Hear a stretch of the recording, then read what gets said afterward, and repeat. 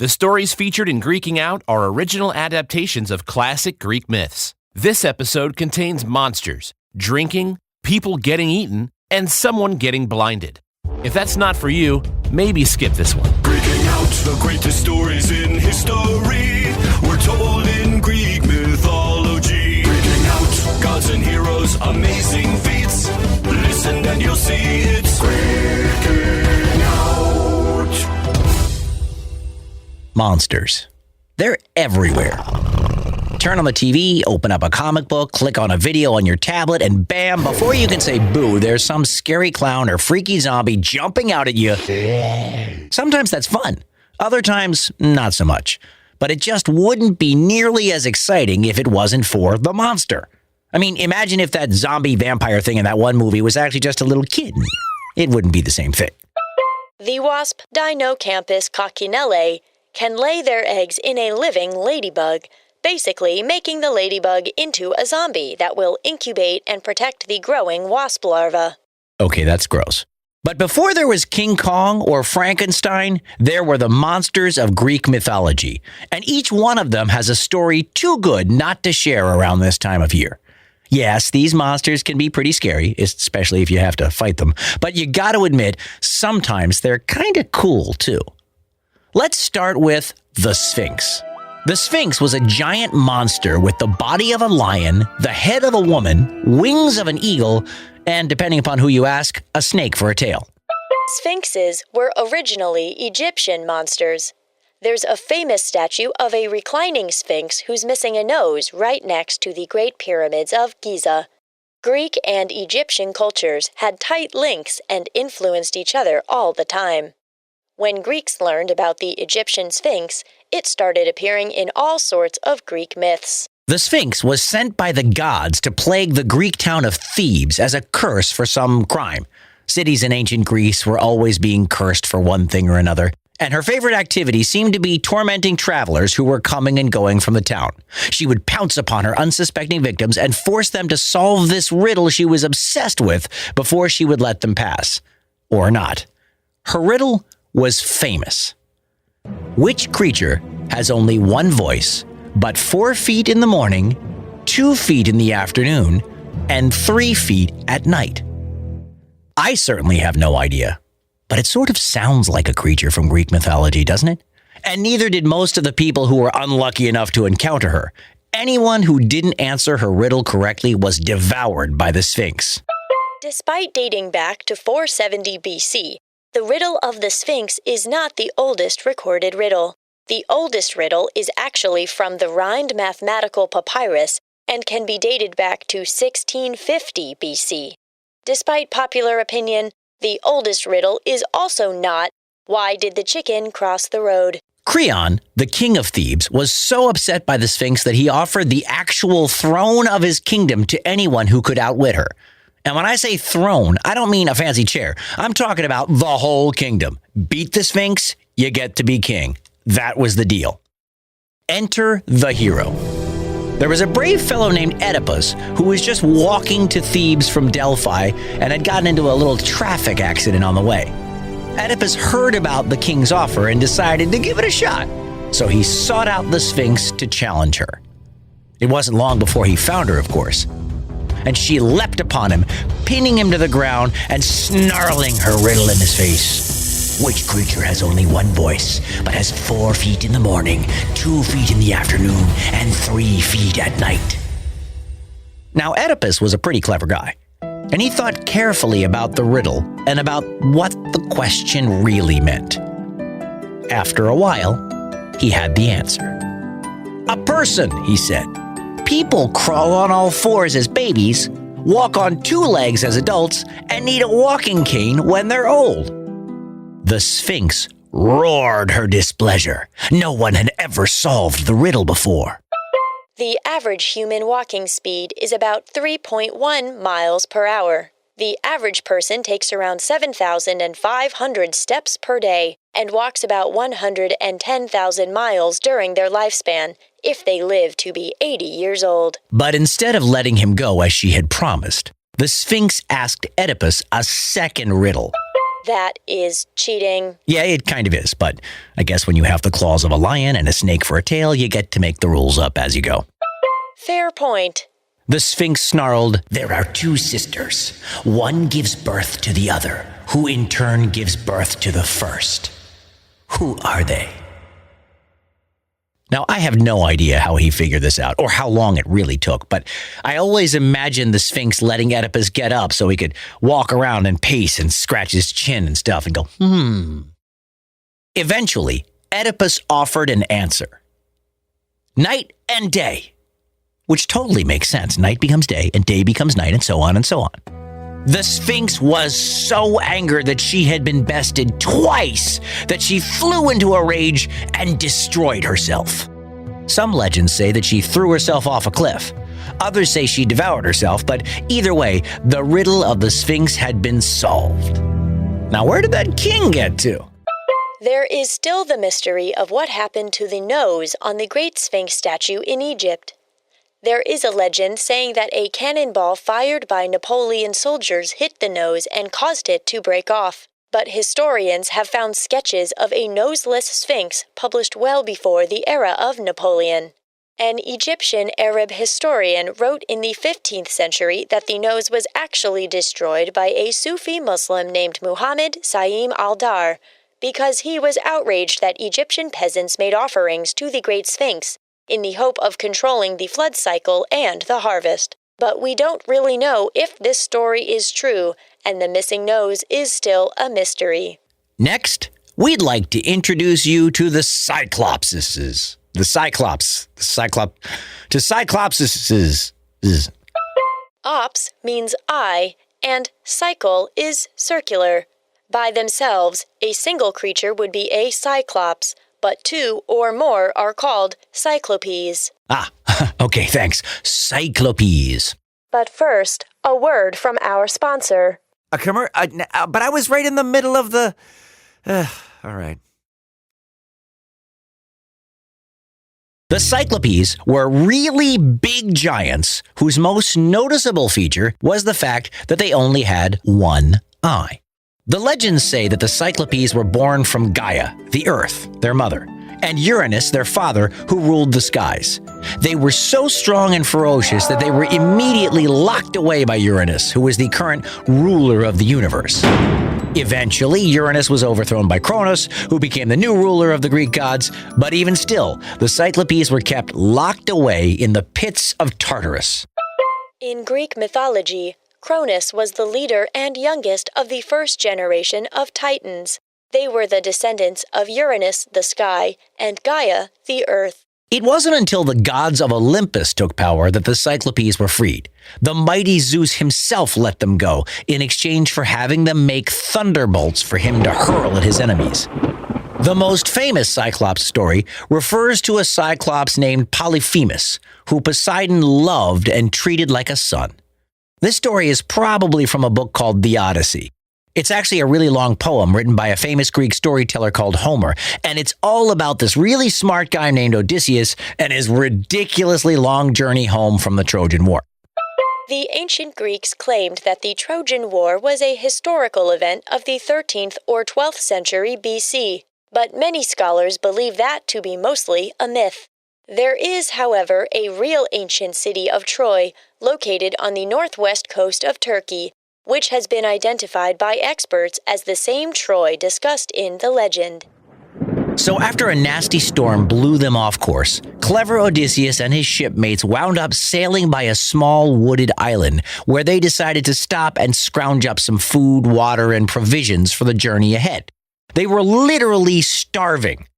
While looking around, they found a huge sheep pen outside of a cave, and inside the cave, a whole bunch of food. There was meat, there was cheese, there was a lot more. They didn't even think about it. They just started eating and eating and eating, and were happy and full for the first time in a very long time. It takes the human body 2 days to fully digest a meal. Your stomach can hold about 4 cups of chewed up food. But they weren't happy for long. What the sailors didn't know was that the island was the home of a group of Cyclopes, and they were intruding in Polyphemus's cave. So when he returned with his herd of sheep, Rolling a rock in front of the cave entrance to keep his sheep inside, Polyphemus discovered a bunch of sleepy men laying around in what was left of his food. Now you'd think he would be angry, but he was actually pleased. There's nothing a Cyclops likes better than a sailor snack. Polyphemus promptly snatched up the nearest two of Odysseus' men and ate them whole. Now it became apparent to Odysseus and his men that they were in really big trouble. The stone over the mouth of the cave meant they couldn't leave, and they'd just eaten all of the Cyclops' other food. Polyphemus was not worried about some tiny humans. He belched loudly, yawned, and then decided to take a nap, content with the notion that he would have a nice supper waiting for him when he awoke. After a big meal, the body streams more blood to the digestive system to help with digestion. This means less blood and nutrients go to the brain, so you get sleepy.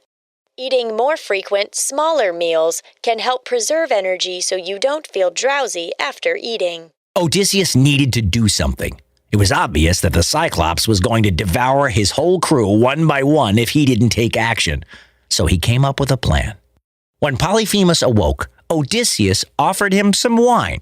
Now, this was really strong wine, which he and his men had brought with them from their ship. The Cyclops had never drunk wine before, and, well, it went straight to his head. Before he passed out again, Polyphemus the Cyclops asked Odysseus his name, to which Odysseus replied, nobody. Well, nobody. I like you, the Cyclops said. I'll do you a favor and eat you last. And then he fell asleep.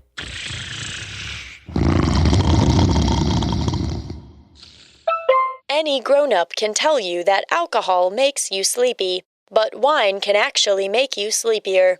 Some experts say that when the grapes ferment, it creates more melatonin than other alcohol, and melatonin is a hormone in your body that helps you sleep. As soon as they were pretty sure the giant would not wake up, Odysseus and his men got to work.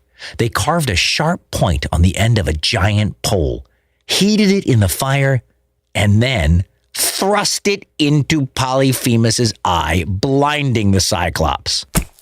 Obviously, Polyphemus woke up. He screamed in agony and staggered around blindly, groping for any of the nasty humans who had done this to him, but the Greeks dodged him all night long. At one point, Polyphemus even yelled to his Cyclops friends for help. "Help! Come quickly!" he shouted. "What's the matter?" they called from the other side of the giant boulder. "He blinded me!" roared Polyphemus. "What? Who did this to you? Who did this?" "Nobody," said Polyphemus. "Nobody has blinded me." "Nobody? Well, then stop bothering us." And the other Cyclopes stomped away from the cave. In the morning, Polyphemus had to let his sheep out of the cave so they could graze, but he was worried that the Greeks would try to sneak out.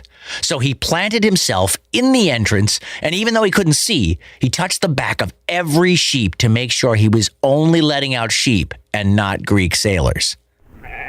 But Odysseus was smart enough to know him and his men couldn't get past Polyphemus by themselves. So they hitchhiked.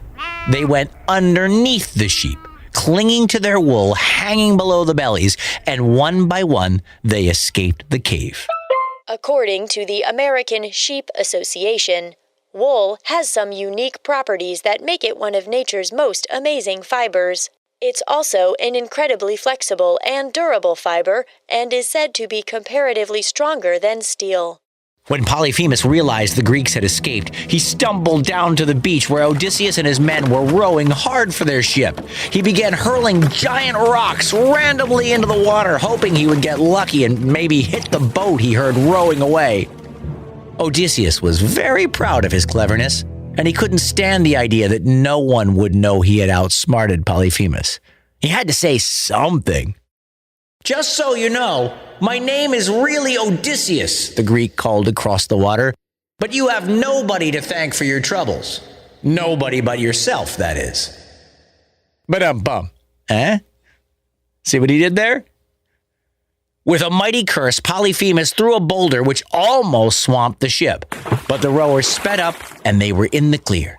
They left the blinded Cyclops raging uselessly on the shore as they rowed for safety. It may interest you to know that Polyphemus eventually does get his revenge. He was Poseidon's favorite, after all, but that's another story for another time. The last Greek beastie we'd like to introduce you to is a classic sea monster, one you may have heard about before in other myths, and one who had the good fortune to find a great location. The last Greek beastie we'd like to introduce you to is a classic sea monster, one you may have heard about before in other myths, and one who had the good fortune to find a great location. Scylla was a sea monster who haunted the rocks of a narrow strait opposite the Whirlpool of Charybdis. Ships who sailed too close to her rocks could lose 6 men to her ravenous darting heads, but the ships who sailed too close to Charybdis would lose the whole crew because the entire ship would be sucked down to the watery depths. So, Scylla got a lot of business. But how did she get there? Was she always just a roaring monster? Just like any creature, there's always a story behind the fangs and the claws and the 6 heads. The poet Homer described Scylla as having 12 dangling feet and 6 long necks with grisly heads lined with 3 rows of sharp teeth. In classical art, she is often seen as a fish-tailed sea goddess with many dog legs and paws coming from her waist. Many classical writers told stories of Scylla as a beautiful maiden who had caught the eye of the sea god named Glaucus. She liked to play with the nymphs by the sea, and over time, Glaucus developed a major crush on her. Glaucus wasn't sure that Scylla would return his love, so he decided to get some outside help. He appealed to the sea witch Circe for help. But that was a mistake.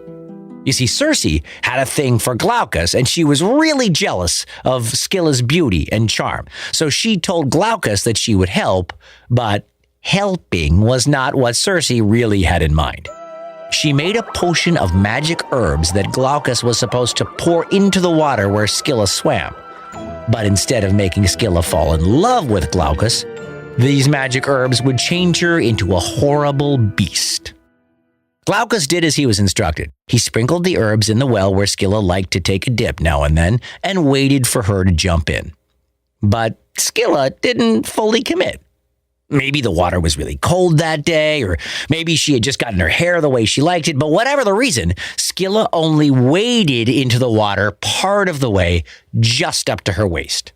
When suddenly immersed in cold water, the human body reacts involuntarily. This can cause blood vessels in your skin to close, making it harder for blood to flow around the body. Your heart then has to work harder, and your blood pressure increases. However, the body acclimates most quickly with full immersion instead of slowly wading in. Since she didn't go all the way under, she wasn't completely transformed into a monster. While the lower part of her body was changed into the tail of a sea serpent surrounded by dog legs, the top half of her body remained partly a woman, with a few extra snakeheads.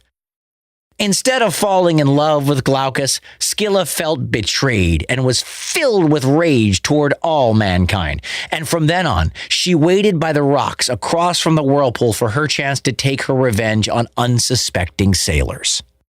As in the story of Jason and the Argonauts, our hero, clever Odysseus, had to sail between Scylla and Charybdis, and like so many before him, he chose to stay away from the whirlpool.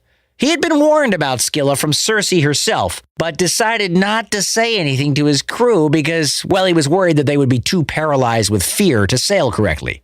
Sure enough, 6 of his bravest men were plucked off his ship by Scylla, and the rest of his crew knew how lucky they were to have escaped with their lives. So what became of this terrible monster? If even the clever Odysseus couldn't find a way to defeat her, who could? That honor would go to Hercules. But that's also another story for another day. Greeking out. Thanks for listening to this week's episode of Greeking Out. Stay tuned for next week's episode about how you shouldn't help Zeus with his problems. National Geographic Kids Greeking Out is written and hosted by Kenny Curtis, with Tori Kerr as the Oracle of Wi-Fi. Audio production and sound design by Scotty Beam. Jennifer Emmett is EVP of Kids Content at National Geographic, and Kate Hale edits Zeus the Mighty. Diane Klein is our fact checker, and Perry Grip composed our themes. Emily Everhart is our production manager.